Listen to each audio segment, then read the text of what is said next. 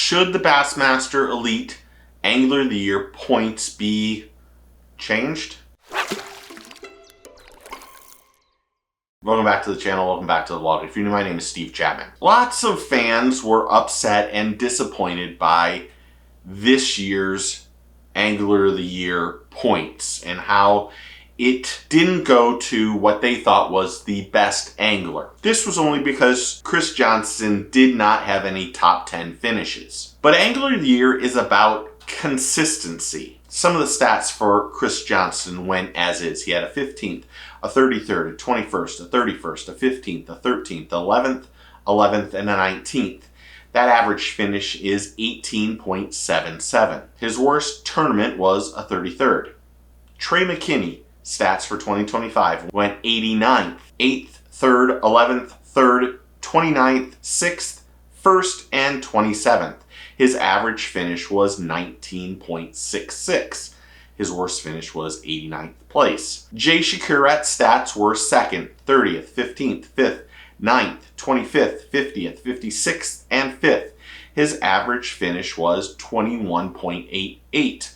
His worst finish was 56th place. Consistency should be rewarded. The Angler of the Year crown was designed to crown the most consistent angler across the season. Someone who never bombs, who never has a bad tournament. And anglers who always make the cuts. An angler who places solidly throughout the whole season. The Angler of the Year title is about the season, not moments of brilliance. Angler of the Year recognizes the best season-long performance. But fans expect dominance. Angler of the Year is supposed to represent the best angler for that year. If an angler never cracks the top 10, some will argue that they aren't truly the best angler of that season. And star power and storylines matter. Angler of the Year who doesn't finish within the top 10 in any tournament might feel less legitimate to fans, their sponsors, and the sports narrative, especially when you consider someone who's stacking up wins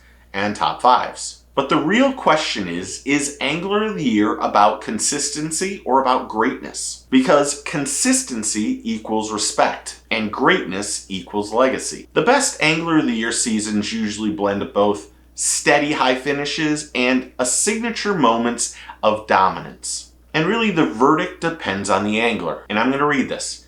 In trend-driven, winner-focused seasons, greatness shines brightness. Winning and podiums carry weight. In best of season points accumulation, it's often a steady performance that wins, even if the flashy results are absent. And I'm just going to use this as an example. Todd Castledine won his Toyota season, was all about consistency. He had few standout finishes, but he also had no poor tournaments. And he won that Angler of the Year through consistency. And most compelling Angler of the Year runs, like Wheeler's 4 out of 5, combine both frequent top 10s, wins, which proves both reliability and Wheeler's dominance. And Jacob Wheeler emphasized this. Your best finish doesn't matter as much as your worst. You can't slip with these guys. Now, there's a lot of people that think that Chris Johnston didn't deserve it because he didn't have these top 10s. I don't agree with that.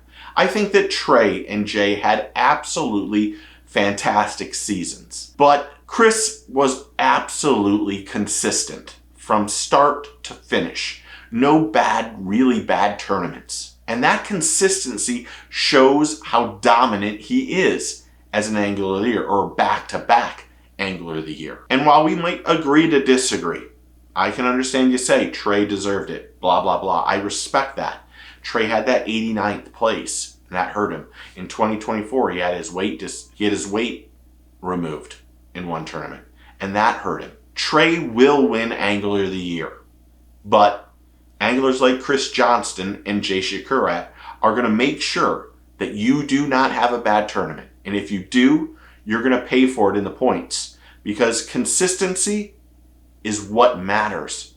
We want to have an Angler of the Year that's consistent throughout the year. Just because he didn't finish in the top 10, do not take anything away from what he's done. Chris deserved to win Angler of the Year. And I give mad respect to Trey for back-to-back seconds and just being a couple points from winning it all at such a young age. Trey is a reckoning in this sport and hobby.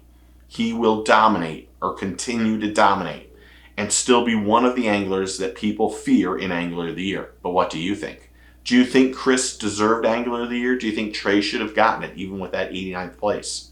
Do you think Jay should have got it? Do you think they need to change the points so that if you win, you get a little bit more of a bonus? Would that change your feelings on Angler of the Year? Comment below and tell me what you think. Thanks to all the new subscribers and members and everyone who's interactive on the channel. I really do appreciate it. It is fantastic, it's overwhelming, it's humbling, and I just can't give you guys enough respect for what you guys have done. And I can't say thank you enough. So thank you. You are part of my extended family. So thank you. But if you're not a subscriber, click that like, subscribe, and click that bell so you know when the next video drops. Remember, take a kid fishing, tight lines, cheers, and get your fish on.